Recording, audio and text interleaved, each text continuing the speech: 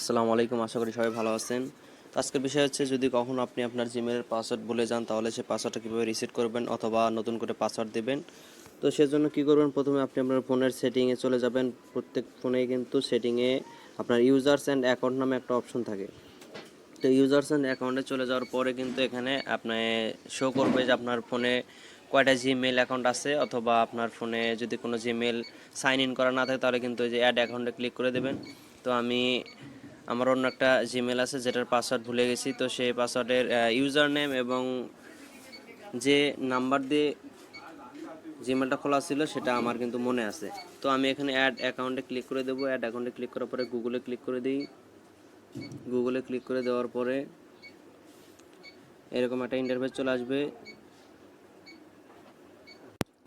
তো তারপরে এরকম একটা ইন্টারফেস চলে আসবে। এখানে আমি আমার ইমেল অ্যাড্রেসটা দিয়ে দেবো।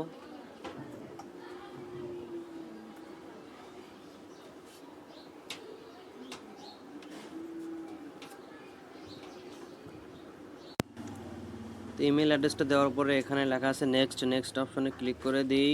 নেক্সট অপশনে যাওয়ার পরে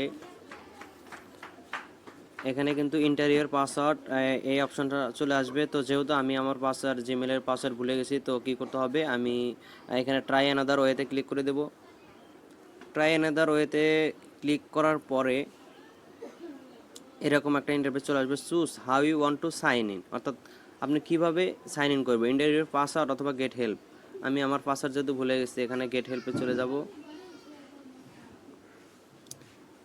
গেট হেল্পে চলে যাওয়ার পরে কিন্তু এরকম লেখা উঠছে ইন্টার লাস্ট পাসওয়ার্ড, এটাও আমি ভুলে গেছি। তাহলে আমি ট্রাই অ্যানাদার ওয়েতে আবার চলে যাই। আর ট্রাই অ্যানাদার ওয়েতে যাওয়ার পরে এরকম একটা ইন্টারফেস চলে আসবে।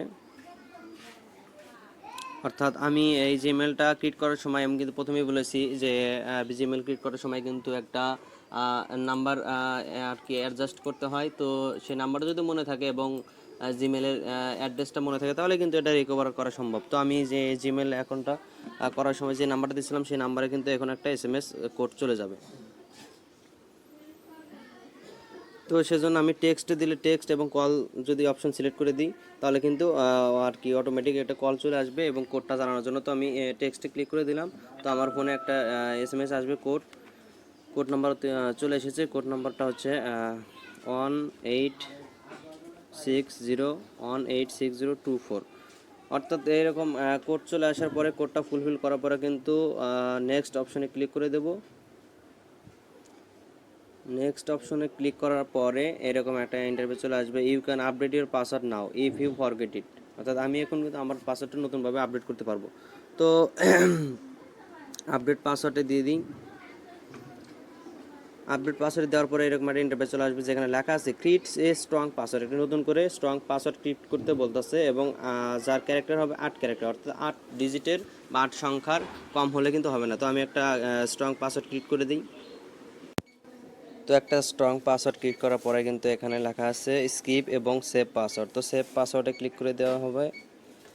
সেভ পাসওয়ার্ডে দেওয়ার পরে অর্থাৎ আমার একটা নোটিফিকেশন একটা গুগল থেকে দেখাচ্ছে যে you will stay sign in on the device after changing এর পাসওয়ার্ড। অর্থাৎ আমার এই জিমেলটা কোন কোন ডিভাইসে ছিল, তো সেটাই, ওটা কোনো ফ্যাক্ট না, এটা চেঞ্জ পাসওয়ার্ডে ক্লিক করে দেবো। চেঞ্জ পাসওয়ার্ডে ক্লিক করে দেওয়ার পরে কিন্তু এরকম একটা ইন্টারফেস চলে আসবে। তো স্ক্রল করে আমি আই অ্যাগ্রিতে ক্লিক করে দিই। অর্থাৎ এরকম ইন্টারফেস চলে আসার মানে হচ্ছে কিন্তু আমার পাসওয়ার্ডটা মানে ক্রিয়েট হয়ে গেছে এবং চেঞ্জ হয়ে গেছে। তারপরে কিন্তু এখন আমার জিমেল অ্যাকাউন্টটা এখানে সাইন ইন হচ্ছে।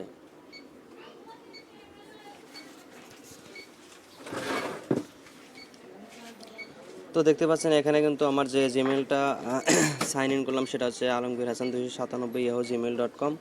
আমি এখন জিমেলের উপর ক্লিক করে দিলেও কিন্তু এটা কিন্তু আমার ফোনে এখন অটোমেটিক সাইন ইন হয়ে গেছে। এখানে কিন্তু ক্লিক করার পরে রিমুভ অ্যাকাউন্ট চলে আসছে। তো এটা আমি দেখবো এখন আমি এই অ্যাকাউন্টটা আমার প্লে স্টোর বা গুগল ক্রোমে অ্যাড হয়েছে কিনা। তো প্লে স্টোরে চলে যাই।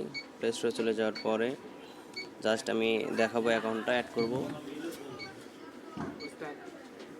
হ্যাঁ, তো জিমেল পাসওয়ার্ড রিসেট হওয়ার পরে কিন্তু আপনি যদি আপনার ফোনে প্লে স্টোর অথবা গুগল ক্রোমে চলে যান তাহলে কিন্তু অটোমেটিক সেটা সাইন ইন হয়ে যাবে। তো আমি এই বিষয়টা দেখে দিই।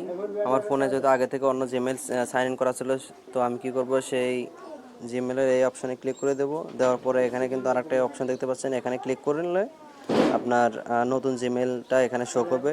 তো সেই জিমেলের উপর ক্লিক করে দিলে কিন্তু সেই অ্যাকাউন্টটা সাইন ইন হয়ে যাবে।